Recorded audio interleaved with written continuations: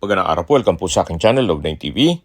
Nandito po tayo ngayon sa Manila kung saan meron po tayong bagong video presentation, isang condo unit dito sa Peninsula Garden Midtown Homes.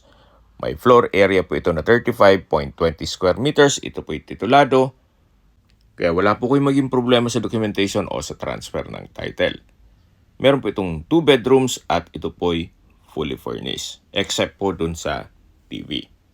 Malapit po ito sa lahat ng business establishments, sa universities at government offices dito sa Manila. Napakaganda po ng lokasyon nito. Ito po ay isang guarded community na kumpleto din po ang amenities gaya ng multipurpose hall at swimming pool. Binebenta po ito ni owner sa halagang 4.5 million pesos net. Kung may mga katanungan po kayo, tawag lang po kayo sa aking numero. Salamat po.